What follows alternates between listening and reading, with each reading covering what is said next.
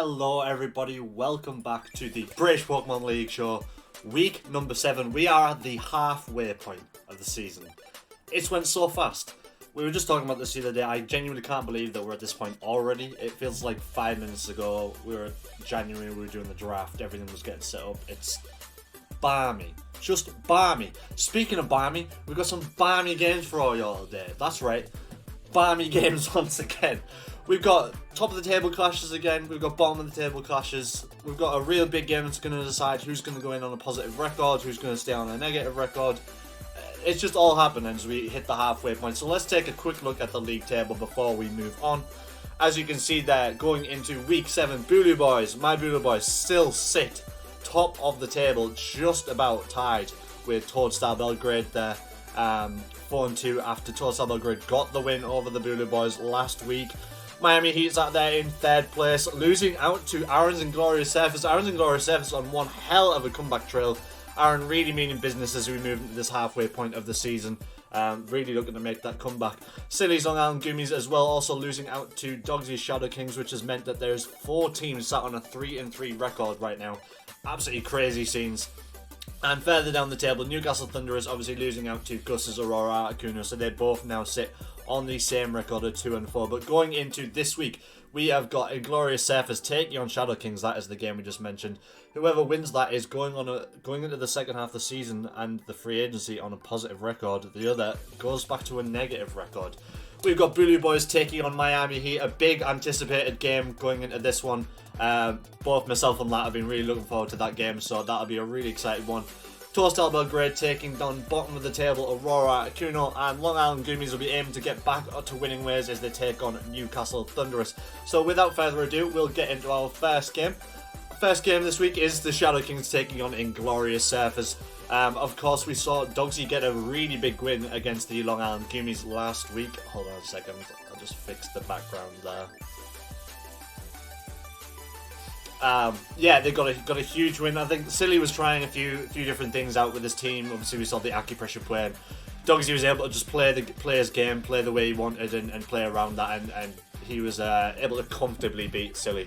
The Indeedee Mail and Slurp are doing really big work, and Excadrill honestly has been such an MVP so far for ShadowKings thus far.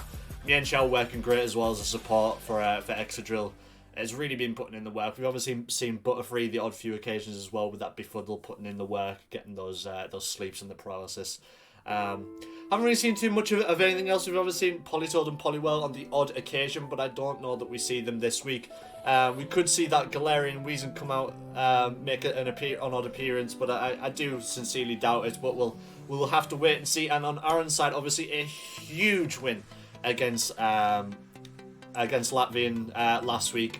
Cannot understate that. Honestly, everyone has agreed that it's our favourite game of the season so far. Absolutely great stuff. Like, both players played absolutely fantastically, and it was just competitive Pokemon at its very best. And you expect to see Aaron continue that good form. He's on a 2-game winning run right now, so he's really smashing it out. Yes. I was looking forward to watching content, Master Love it. Thank you very much, Aaron. I do appreciate that. Obviously, we've seen that G-Max Hatterene really putting in the work. It is. I don't want to say it's carrying Aaron's team, but it is leading the kills for Aaron's team right now, and it is what a pick that has turned out to be. Gigalith in recent weeks as well has really started to show its strength. Has become a bit of a monster for Aaron's team, and just the pivot work on Inglorious Surface has been really, really great. Obviously, the Intim on the Scrafty has proved to be very useful. The support Bolton that he's been using with the Charm, the Eerie Impulse, really, really good stuff there. And obviously, Indeedee Female is it's done what it's needed to every now and again. We've obviously seen Amoongus come out on the odd occasion as well to be that redirect Pokemon, but he's got that option there. That's the bonus of having 2 redirect mon. So before I natter on too much, let's get into our first game of the week: Inglorious Surface versus ShadowKings. And as you can see there, Hatterene and Indeedee leading out the line, and there's the Mienshao and Excadrill on the side of Dogsy. Indeedee getting the Psychic Surge up. And Hatterene with the second seed, Indeedee coming to follow me. Close combat takes Indeedee down to its sash. Indeedee is sash this week. That could be really big. Iron Head from the extra drill takes it out. But that is going to mean Hatterene is going to get the Trick Room up. Aaron finally getting the Trick Room up. The Trick Room of Dreams. In comes Scrafty to drop that extra drill's attack. Haunter swaps out for the Mienshao. Hatterene goes to his G-Max. Protect comes out from the extra drill. That's going to stop that from taking any damage. Haunter taking down about half damage, but that's going to be a double confusion on the side of the ShadowKings. Close combat blocked by that Protect. Mienshao swaps right back in. Max Milestone does take out that Haunter, so that is 1-1 down on the side of ShadowKings. And there goes Mienshao. The close combat from the Scrafty taking out the Mienshao like it just wasn't even there. And in comes the Butterfree and Extra. Butterfree is going to be G-Maxing, so we're probably going to see that before the play. Extra Drill comes in with the Protect. The Max Flare comes out on Hatterene and takes Butterfree down to about 50% HP. That's a pretty bulky Butterfree right there to live that, so that's pretty solid. And there's the Befuddle, and there's the Paralysis and the Sleep. Scrafty put to sleep. Hatterene's G-Max is over and done with. We have one Trick Room left, but Mystical Fire from the Hatterene takes out the Extra Drill. And Butterfree's now going to auto-do. Butterfree gets the kill on the Asleep Scrafty, and it's going to have that speed boost as Trick Room ends. In comes Gigalith, and Butterfree has got it all to do. The Befuddle comes out again, and he gets asleep on the Gigalith. That could be really, really huge. Mystical Fire hits from the Hatterene, no paralysis that time. Gets a special attack drop on the Butterfree. The Butterfree's G-Max does end, and it's not in a good slot. Draining Kiss comes out on the Hat, not going to do very much. And the Gigalith for the 110 wake up. There's the Rock Slide, and there is game number 1 for Inglorious Surfers. Aaron's playing that absolutely brilliantly. Hatterene just living through every turn, and we finally get to see the Trick Room. So Dogsy's switching out for game 2. Slap off Indeedee come out. Obviously we saw that duo lineup against Silly last week. There's the Dazzling Gleam from the side of Slap Up, and Expanding Force takes out the Bolton before it gets to do anything. Trick Room does go up again of Hatterene, and in comes the Gigalith to get that Sandstream. You are going to see a Spadef boost because of that Sandstream. Protect comes out from the Slap Up. Rock Slide hits into the Indeedee. That's going to take down about 25% HP. Smite comes into the Slap Up. It's not going to do that much damage, but it does get the double confusion up. And the flinch on the Indeedee, that could be really, really huge. Doesn't get an attack off that time. Indeedee gets the Protect off, no confusion. Rock Slide into the Slap Up. Takes it down to about 30% HP. And there's the Smite as well to take the Slap Up. There's one kill down for Aaron. That's Dogsy now down to 3. It's a 4v3, well, 3v3 situation. Sorry, Scrafty swaps in for the Gigalith. Extra Drill goes to his D-Max, and there's the Max Flare onto the Indeedee, taking that out. So it is now a 3v2. Max Quake does take out the Scrafty with that crit, so Extra Drill does get the Spadef boost, which is going to be really handy against that Hatterene. And it's now Hatterene and Gigalith got it all to do. In comes the Mienshao though. Max Guard comes out from the Extra Drill. Rock Slide hits into the Mienshao. Doesn't do all that much damage, but there's a Dazzling Gleam to take out the Mienshao. It's Extra Drill 1v2, but Extra Drill does have the bonus of that Dynamax. Max Steel Spike into the Hatterene, that takes that out. And that's the defense move from the Extra Drill. Extra Drill's in a really good spot against that Gigalith. Rock Slide's not really going to do all that much, the Extra Drill. Extra Drill now back down to its normal size. There's the Earthquake to take out the Gigalith. And that is 1 apiece on the side of ShadowKings and Inglorious Surfers as we go into a game 3. Obviously we saw none of those last week, so it's almost bliss to see it again. But there's the Extra Drill Mienshao lead that we saw game 1, and Hatterene Indeedee leads the line again for Aaron. Extra Drill goes straight with the Dynamax. There's the Follow Me, the close combat taking Indeedee down with Sash, and you're going to see a Max Quake on the Indeedee. Gets that Spadef boost on the Extra Drill, which could be really huge as Hatterene gets the Trick Room off. In comes Scrafty to drop the Extra Drill's attack. Inner Focus stops the Mienshao from getting the attack drop, but it does have the defense drop on that side. Close combat onto the Scrafty though, from the Scrafty onto the Mienshao. Mienshao is gone. There's a Max Steel Spike from the Extra Drill. Hatterene not able to get its G-Max up. And there's the G-Max Hatterene out of there. It is now a 3v2 on the side of Dogsy. Gigalith goes to its D-Max though. Max Steel Spike on the Indeedee male takes it down to its Sasha. Another Sasha Indeedee. Close combat from the Scrafty takes out the Dynamax Extra Drill. That is really huge. Scrafty putting in the work. The Dazzling Gleam from the Indeedee does take out the Scrafty, and it is now a 1v1 Slurpuff versus Dynamax Gigalith. This is a bad spot for the Slurpuff. There's the Gigalith's Max Steel Spike. Slurpuff is gone, and that is game number 3 of that game. Aaron getting another win on the board. Fantastic game again. Aaron really likes to keep us on the edge of our seats. I will give him that. Another game 3 win for Aaron. What a fantastic game. Both sides played it really well, obviously. We saw a few things swap around there. Dogsy tried a different lead that game too, which got him the win. Went back to the trusty Extra Drill Mienshao, but didn't quite get the job done. I did think when that Hatterene didn't get the G-Max up and went down, I was with Aaron. I was like, oh, that is a panic. But Gigalith able to get it done. And honestly, Gigalith putting in so much work for Aaron's team. Gigalith and Hatterene have really been the MVPs for that squad. You cannot understate how good they've been. And honestly, props to Doggy as well. He pushed Aaron all the way, you know. It wasn't a blowout at all. It was just, by the end again, it was a 1v1. Okay, it was Slurpuff at the end, but still, you know, to be in that position is really great. But that's a great win for Aaron. He now moves to 4 and 3. Dogsy's down to 3 and 4, and that's a great win for Aaron as he gets back on that comeback trail. Let's get into our second game as we look at Aurora Articuno taking on Toadstar Belgrade. Obviously, Aurora Articuno getting a huge win over the Newcastle Thunderus last week. Gus really needing to get those wins on the board. I'd go into predictions, but Gus has chosen to bring the same 4 Pokemon, a variation of 4 or 5, pretty much every week. And it's been the Lapras, Dusclops, Vikavolt, Tyranitar, or Lapras, Dusclops, Whimsicott, Vikavolt. I don't foresee him changing it here. It's been very trusty to get him those 2 wins. So, you know, you've got to just give it to him. I think that's what he's going to go with. On the side of Wio, obviously he's a pretty versatile team. We saw him in that win last week, bringing out that Alolan Ninetales for the first time, and the Dragapult running a more attacking build rather than the support build that he'd been using to work with G-Max Colossal. Also, we've seen Serena and Horlucha putting in the work recently as well for Wio's Toadstar Belgrade. Haven't really seen too much of Golisopod in a couple of weeks, but that, you know, could be an option here, you know, with a Brick Breaker or Close Combat to take out that Lapras. Obviously, potentially as well, the Weezing could be a play here, but you know, we haven't seen we haven't seen Weezing for a few weeks now. Seismitoad as well could be another good option here, but you know, as we said, Toadstar's team is very versatile. You could see them run a lot of different builds here to try and stop that G-Max Lapras and Vikavolt from doing the work. Obviously, getting those monsters, getting all the kills for Gus. So without further ado, let us get into our second game. Toadstar Belgrade take on Aurora Articuno, and we are choosing to lead the Seismitoad and the Dragapult in this game, and there is the trusty Dusclops and Lapras on the side of Gus. We knew that was coming. Is he going to choose to protect and trick him as he has been in the last few weeks? Though we could see maybe employ a different strategy there, but it's pretty much the same thing you're going to see from Gus's team every week. And you know, some might call it a one-trick pony, but it's working for him. You know, he's got the 2 wins. Max Phantasm comes out onto the Dusclops, takes it out. That's Dragapult getting the kill on the Dusclops. There's no trick room there. Rock Slide from the side of the Toad does activate the Weakness Pulse on the side of Lapras. G-Max Resonance takes out the Dragapult, and that is 1 apiece first round, the first turn. And Lapras does get that Aurora though, which could be really huge. And so Seismitoad, the surviving mon on the side of Wheel, and Lapras obviously the surviving mon on the side of Gus. Are we going to see that Vikavolt now come out on the side of Gus?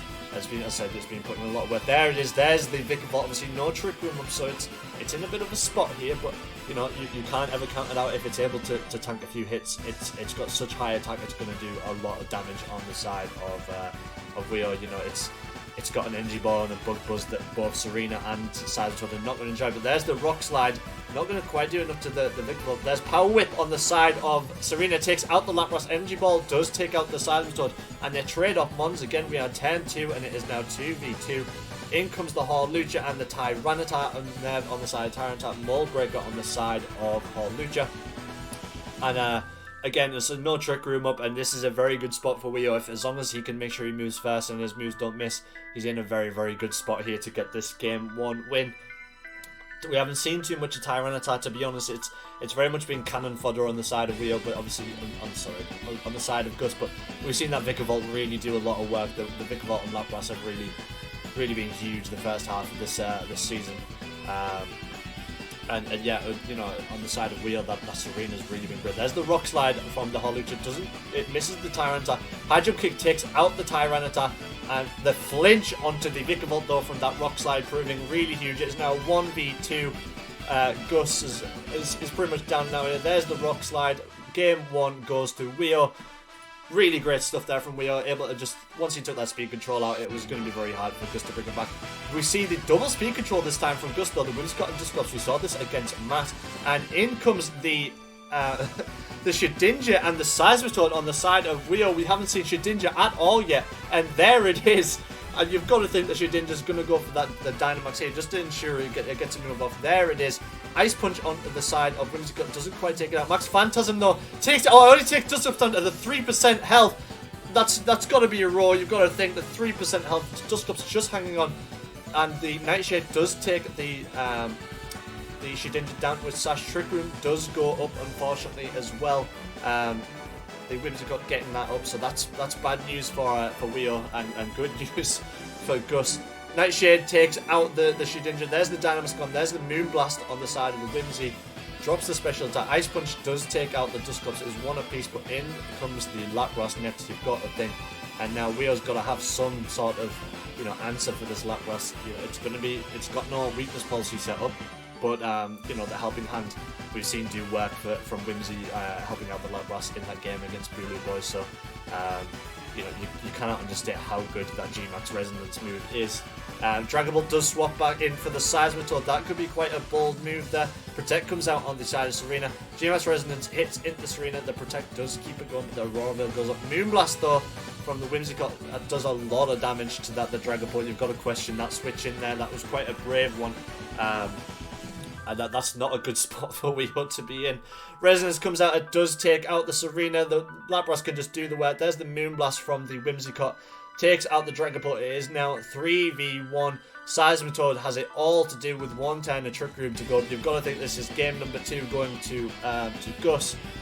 The helping hand onto the Lapras. Resonance takes out the Seismitoad. There it is. It is one apiece. Gus getting a win on the board. And now Weo has got to do the work, but in comes that Dusclops and Whimsy duo again, and the Serena and the Dragapult this time. Dusclops sees that the Serena has a Tangaberry for the bug types, and the Dragapult, obviously, you've got to expect is going to D-Max here to take out that Dusclops. And there it is. There's the D-Max. Max Phantasm into the Dusclops is going to take it out. What has Serena got in his side, though, to take out the Whimsicott? Triple Axle comes in. It hits once. It hits twice. It only hits the twice, though. The 2 times. It misses the 3. Whimsicott gets the Trick Room up. That could be really huge, that miss. That could be a big deal for this game. You've got to think it hits another triple axle. That Whimsicott is gone, and that speed control is completely gone. And Gus is down to just 2 mons. The big yikes. And in comes Lapras. You've got to think the Lapras is going to G-Max here. You're going to see a helping hand. And both Dragapult and the Serena in big trouble. Resonance, though. The Dragapult is able to live that. The Power Whip does activate Lapras' weakness policy, though. There's the Moonblast from the side of the Whimsy. Doesn't quite do enough. There's a Max Overgrowth, but also not quite doing enough from the Dragapult, taking the Lapras down to about 20% HP. And, Gus has still got the 3 months to the good, but and Weo still has all of his mons on his side. But while that Trick Room was up and that weakness policy is up on the side of Lapras, it's a monster. We've seen many mons in the team for that. Resonance hits into the Serena, the Protect on the side of the Dragapult, not quite working out. Obviously, either one of them was going to go down there. He had to risk it for the biscuit, and unfortunately, he gets the protection wrong. That's the way it goes. In comes Seismitoad, though. Can it get some work done with 2 turns of Trick Room to go? That Lapras again is, you've got to get a Brick Break or something. You've got to get some sort of move going against it and make sure it doesn't take you out. Resonance, though, takes out the Seismitoad. Moonblast takes out the Dragapult. It is now 1v3 on the side of Weo again. This is looking very solid for Gus to get a 2nd win in a row. Here comes Hawlucha with the Mold Breaker.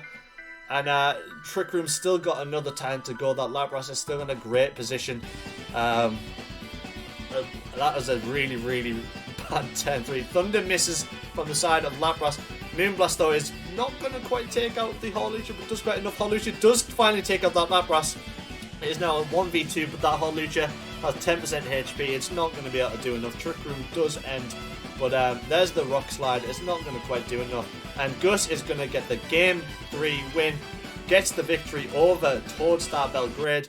And that could be a huge victory for the standings. Obviously, Weo needed to get a win here just to sort of keep that title challenge going. But Gus getting a second win in a row, beating Newcastle Thunderus last week and getting the win over Weo this week.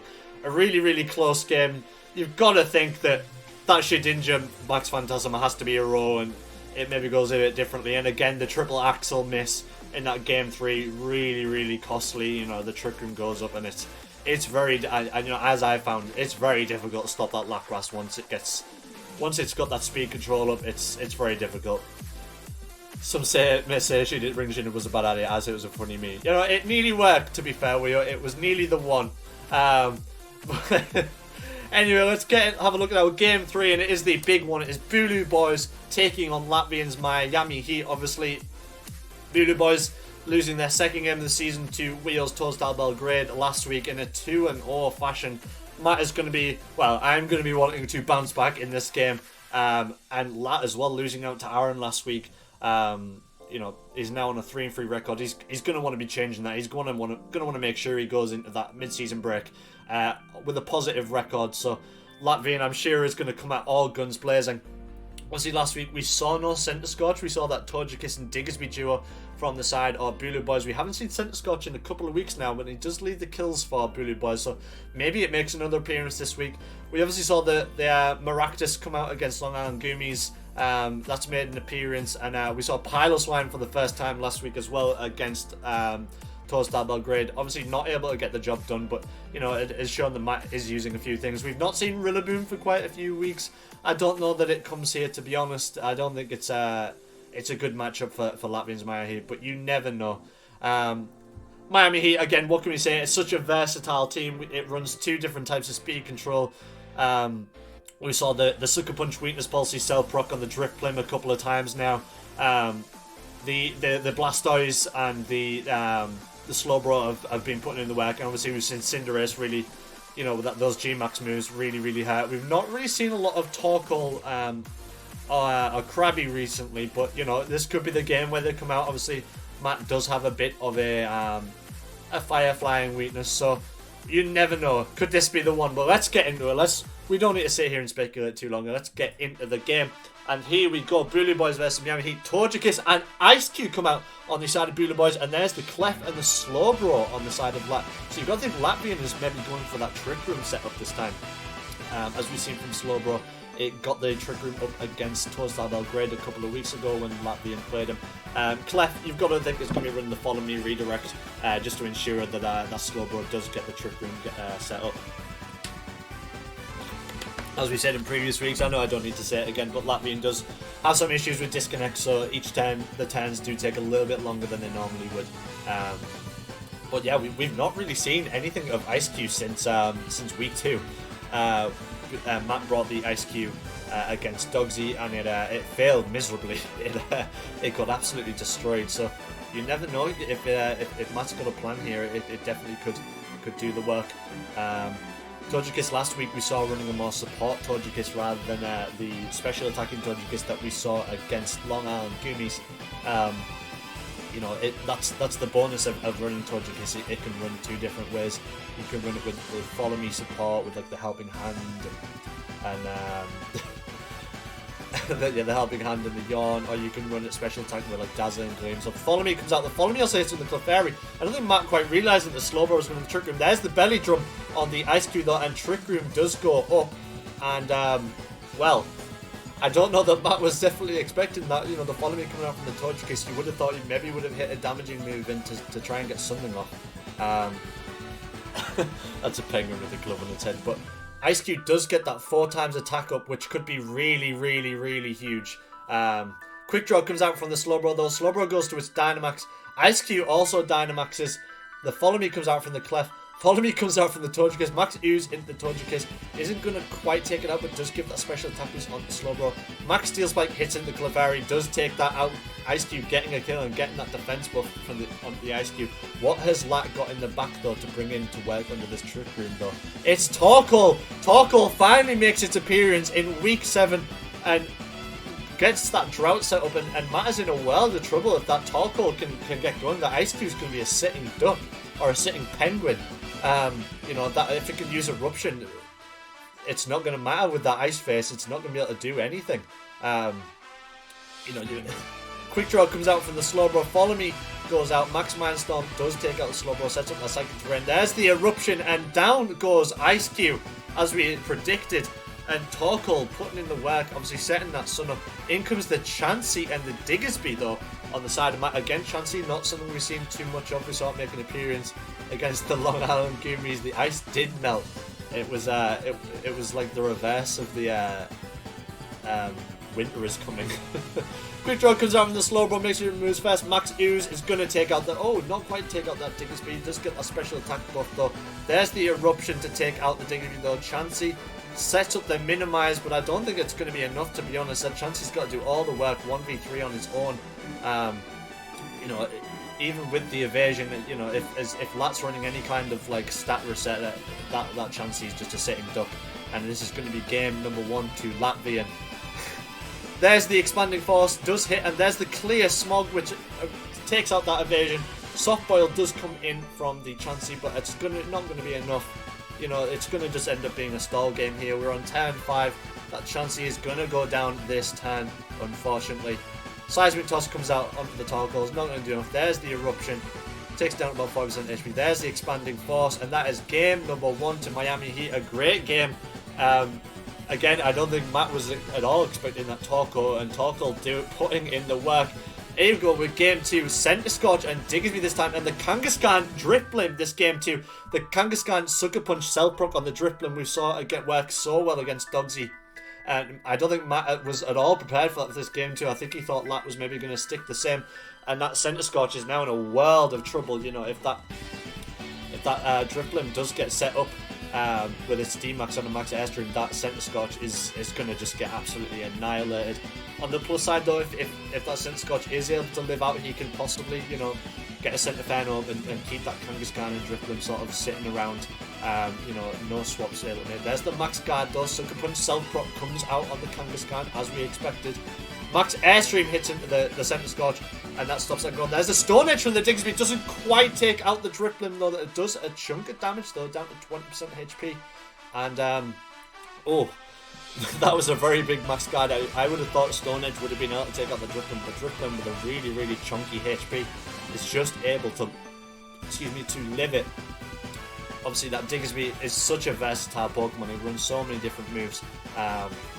It's such a strong Pokemon. We've seen it get kills where it definitely shouldn't have. But now, as we wait for this turn 2 to go off, what can Matt get off here? Obviously, you've got to expect Lat's going to hit into that Center Scorch with a Max Airstream again, and I don't know that a Center Scorch is going to be able to live that, to be honest, even in its G-Max form. And it's going to be very hard to bring back there. In comes Togekiss, though. Clefairy swaps in for the Kangaskhan. Max Guard on the Drifblim. There's Max Lightning, the Center Scorch able to just sort of live it out. As another turn of Dynamax, G-Max, and still no Center Fano from the side of the Center Scorch. And here you see Togekiss. Now Togekiss is going to be running a Follow Me here, so that's going to keep that attention away from that Center Scorch. The Drifblim is not going to get anything at it, you know, damage done to the Center Scorch here. So there's the Follow Me. Max Airstream hits at the Togekiss. That's going to do about 80% damage and gets the speed buff. But there's the Center Fano. That's going to stop the swap outs. And there's Clefairy. The Center Fano damage now is going to start taking effect as the Dynamax and G-Max does end.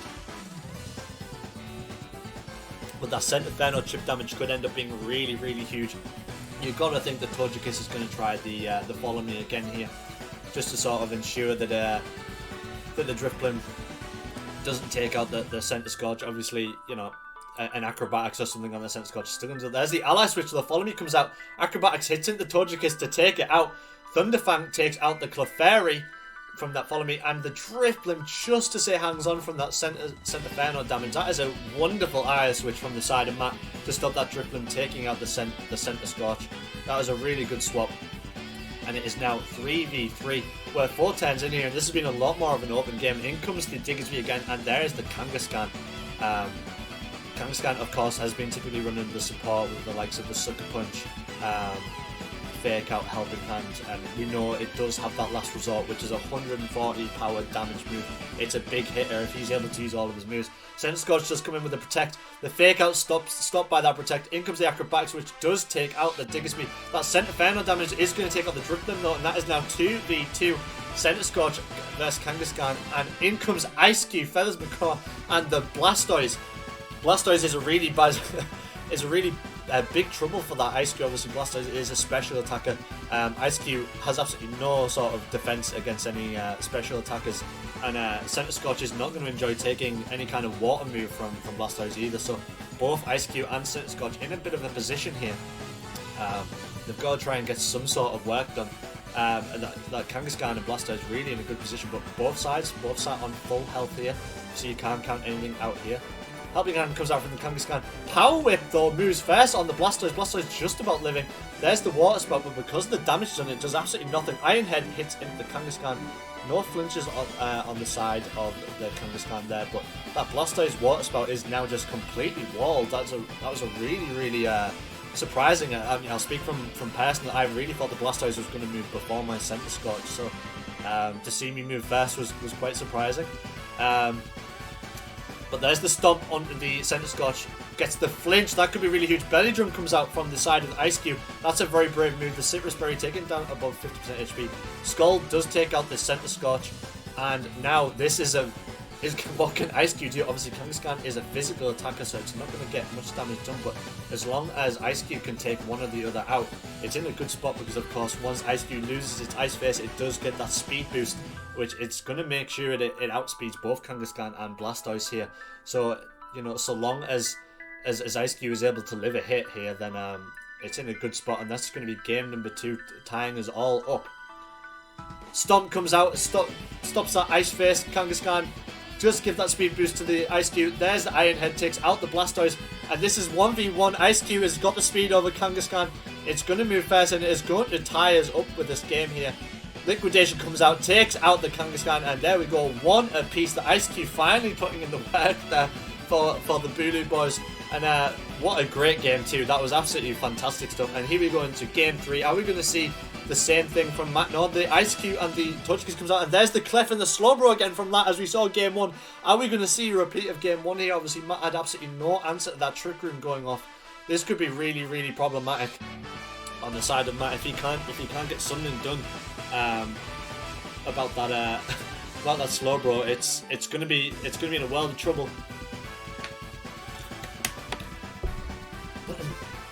What's the matter? You can see me deciding what moves to pick here. You've got to expect the Follow Me and Trick Room is going to come out from that to get that speed control up, and that's going to leave the side of Bulu Boys in a lot of trouble. Obviously, no speed control on that side. The only thing they'd be able to potentially do is stall out that Trick Room, but that Slowbro has got that type advantage over the Togekiss, and the Torkoal does have that type advantage. And then comes the Torkoal, swaps straight in. Dazzling Gleam does hit into Torkoal, and Slowbro does a little bit of damage. There's the Belly Drum on the side of the Ice Cube, and Trick Room does obviously go up. That could be pretty bad though. You know, an eruption from Torkoal is going to be game-setting match for the Ice Cube here. And you know, Slowbro's, as if it Dynamaxes, Togekiss does not stand a chance against that poison move. So here we go then. Quick Draw does come out from the Slowbro. It Dynamaxes as expected. Dynamax comes out from the Ice Cube. Is it going to be a rinse and repeat of the game 1? Max Ooze comes out. Togekiss gets, you know, hit through the Protect. Does manage to stay alive. That special attack boost comes out. There's the Eruption. Togekiss protected, but Ice Cube goes down. The Dynamax is done. Torkoal really putting in the work under this Trick Room. That Eruption matches has absolutely no answer for it, and this could end up being a complete domino effect here. In comes the Diggersby to try and do something here. But as we know from that first game, Diggersby is running, not the first game, the game 2, Diggersby is running a Choice Scarf, so really the opposite of what Matt wants here under Trick Room. You know, the Diggersby is going to move last regardless here. And you know, with that Eruption coming out, it's not even as if the Togekiss can ally switch or Follow Me. It's not going to matter. The Follow Me does come out. Make sure the Max Ooze does hit in the Togekiss. So that does give them now a 2-time special attack boost. That Torkoal is going to be able to just run house. There's the Eruption, takes out the Diggersby. We're on turn 4 and it's now a 1v4. Maractus is the final one, which is not what you want to see against a Firemon and a Poisonmon. And this is going to be game number 3. Latvian getting the huge win over the Bulu Boys. There's the Max Ooze. Takes it down with Sash, but that's not going to be enough. Eruption comes out. There it is. Game number 3. Latvian getting the win over the Bulu Boys. Great game. unbelievable game. I really thought that after that game 2 there was a chance, but I didn't expect him to go back to the cleft slow bro. Unfortunately, that was on me. He played it really. That is the problem with Lat. Well, not a problem. It's why Lat's team is so great. It's so hard to predict because it's so versatile. We've seen him bring Slowbro and Talonflame and run 2 different types of speed control. It's very hard to come up against. But great games to Lat. I really enjoyed that. Well, forget Game 3 happened. Game 3 wasn't a thing, right? We don't need to worry about that. It was a bit disappointing on my end, but it happens. It was a great game, and I look forward to playing them again. Anyway, our final game of the week, we've got the Newcastle Thunduruss taking on the Long Island Goomies. Obviously, Newcastle losing out to the Aurora Akuno last week. That Gmax Lapras really putting in the work against Thunduruss's Mons. Obviously, Mamoswine has really been doing, has been the big damage dealer for Dave the last couple of weeks. So we maybe see Mamoswine make an appearance here. Obviously, in the past, Aegislash, Ferrothorn, Azumarill have been really big mons on the side of Dave as well, and that Gmax Charizard, when it has made an appearance, that Wildfire chip damage can be really great. You've got to wonder whether he brings it here. Obviously, that Gmax Urshifu, the Water Urshifu, is a big thing here. Obviously, with its Unseen Fist, you can't protect through it. It will just Surging Strikes you to death, and Charizard is not going to enjoy taking 3 of those. Again, like Lat's team, the Goomies team is so versatile. We've seen him bring both different Urshifus. That Pincurchin's been really big in the past. We've seen the Weakness Policy self-proc on the Sudowoodo. We've seen the Weakness Policy self-proc on the Decidueye. Mashanas came out in recent weeks to set up that Trick Room. It's really hard to predict, but that Weavile and the Dracozole have been really big damage dealers on the side of Goomies, so Dave is going to have to watch out for that. And obviously that Fletchling with Gale Wings can get that Tailwind set up and get that speed control. So again, 2 different types of speed control on the side of Silly here, so you don't know exactly what he could bring here, but either way, it's going to be an exciting game. Dave is going to be looking to get back to winning ways, as is Silly with 2 losses on the bounce there. So let's get right into it. Our final game of the week, Newcastle Thunduruss versus Iron Goomies. In comes Rabombi and Ferrothorn. That's going to be very scary for the side of Silly. Obviously, Silly's team is very weak to Fairy, as we've realised in the last couple of weeks. But there's the Ferrothorn as well to maybe use some of those stall methods we've seen with the Leech Seed and the body press and the Iron Defense. Fletchling does come out on the side of Silly as well. You've got to think that a Tailwind does go up here to try and get a speed control. Urshifu does protect. Rabombi goes down to max. There's the Tailwind as we expect. Max Starfall comes out. Hits it through the protect, but there's the Urshifu has a weakness policy. Misty Train just go up and the knockoff comes on the Fletchlings. Knocks off its Eviolite, which is going to make Fletchling a bit of a sitting duck, but that Urshifu now has the speed and it has the 2 times attack and 2 times special attack, which is very scary. And weakness policy Urshifu is something we've never seen. You've got to hand it to Silly. He tries a lot of different things out with his team, and when it works, it really does work. So absolutely props to Silly. He's done really big work with that. There's the Gmax Urshifu. Max Guard comes out from the Rabombi. Hailstorm is going to get stopped by that Rabombi. The Will-O-Wisp is stopped by the Misty Terrain. That's a bit of a mistake there on the side of Silly. Knockoff not quite doing enough to the Urshifu either, really. And we've got another 2 times of Tailwind. That Rabombi is in a bit of a spot though, if it takes a hit, it's going to be... Instinct though comes in to drop that attack of that Urshifu. Max Guard fails on the Rabombi. He tried the little protect. The Max Hailstorm is not going to quite do enough, but there's the hail damage now. Dual Wing Beat hits into the Rabombi. That's also not going to quite do enough. Both teams now buffeted by the hail, and we've got 1 turn left of Tailwind. If Dave's able to just stall it out, then he might be in a bit of a better spot here, but that Urshifu is looking very good against both mons. The Ally Switch comes out on the Rabombi. The Gmax Rapid Flow hits into the Rabombi and not the Incineroar. There's the dual Wing Beat onto the Incin. Incin's going to tank those hits, and Tailwind does end. There's the Snarl as well to drop the special attack on both sides. So they're slowly trying to drop those stats on the side of Silly Goomies. And there's the Gmax ending. So Rabombi down on the side of Dave, and Incin still up, so it's 4v3. In comes the Mamoswine, which we really expected.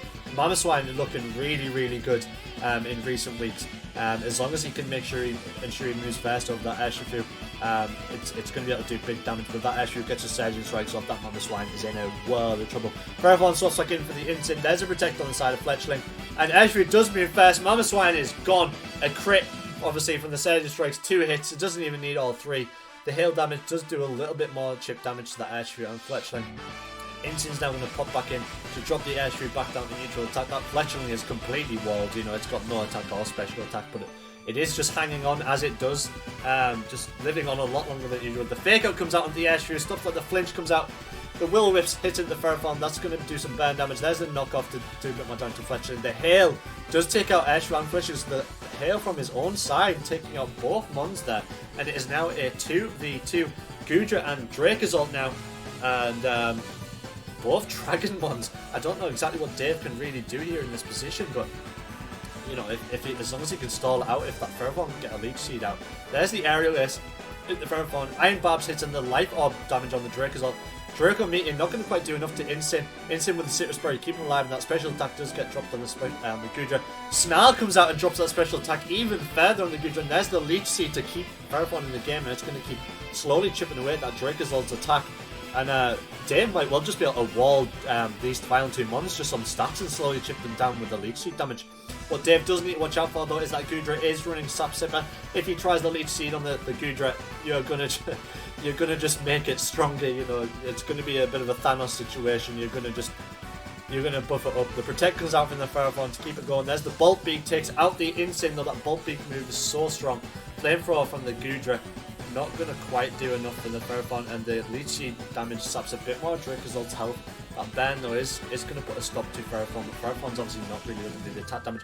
Bolt Beak hits into the Ferrothorn, this resists the Iron Barbs, takes a bit more down on the Life Orb. Dragapult just hanging on. There is the Flamethrower. Leech Seed though into the Goodra, that's a mistake on the side of Dave. They've just powdered the Goodra. It is 1v1, the Ferrothorn not on 16% health. You've got to think it's not going to survive another Flamethrower on the side of Goodra, and that's a really big whiff there on the side of Dave. I'm guessing he just didn't realise that Goodra had the Sap Sipper, and that's a shame. The Goodra is now buffed up, and there's the Flamethrower to take out the Ferrothorn. Game 1 going to Silly, and that was a really close game at the end there. You know, Dave potentially had the chance there to completely just start walling both Mons and just slowly chipping away at them. But in comes the Ferrothorn and Rabombi this time.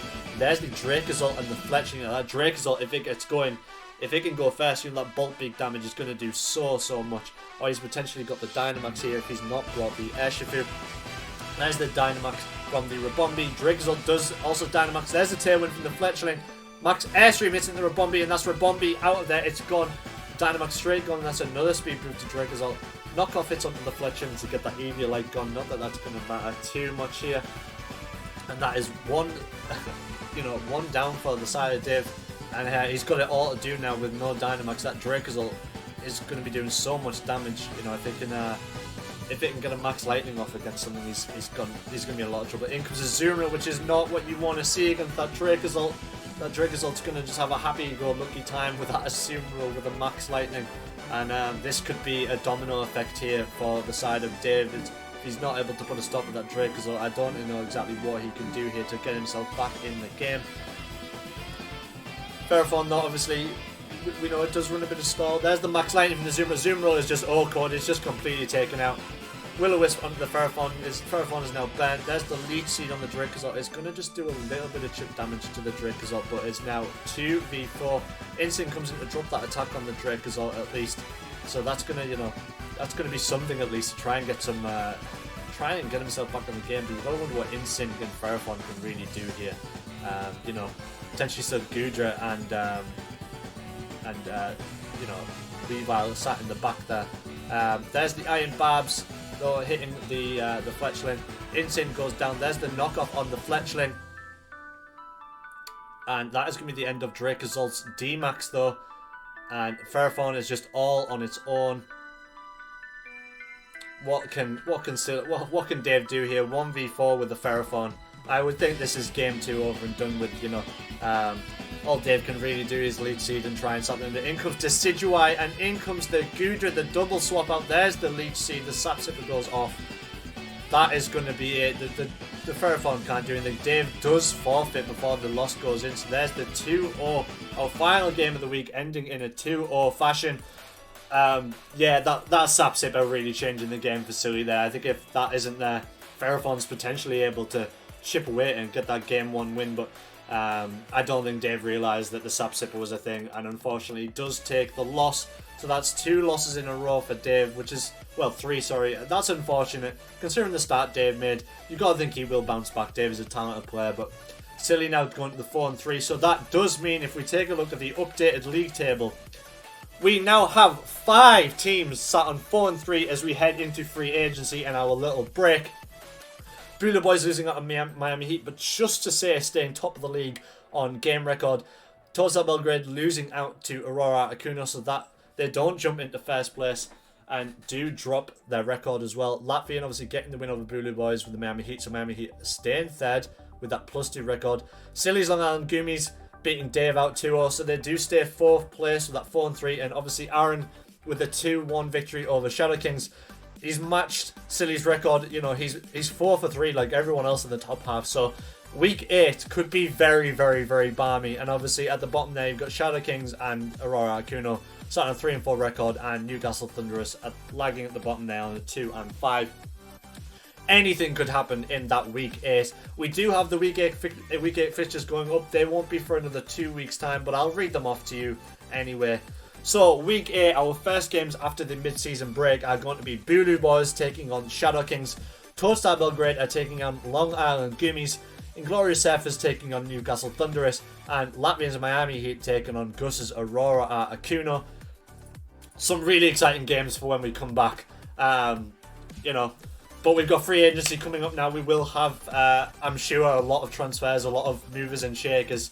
And that first week back is going to be just crazy. You know, you've got Bulu Boys, Toadstar Belgrade, that if they lose their first games could drop down to the bottom half of the table. Yes, next week is the mid-season free agency special next Sunday, so there won't be any highlights, but we will be talking through everyone's transfers. We'll be talking to all the coaches, or most of them, doing interviews to find out how they think the first half of the season has gone, how they think the second half of the season will go, and their expectations as we move into the business end of the season, looking forward towards playoffs. But that is going to do it for this week's show. Thank you all very, very much for watching. As I said, no games next week. We will be playing the games on the Saturday, but the show won't be until the week after. So we will be in a sort of a week behind. So we've got 2 weeks until games, but next week will be really exciting. It will be a really special show. As I said, we'll get to talk to everyone. We'll get to have a look at all the transfers, and we'll see what lineup we're going to see for the second half. But anyway, thank you all very, very much for watching. I will see you all next Sunday for the transfer special show, the mid-season show. I have been Matt Starr. See you all later.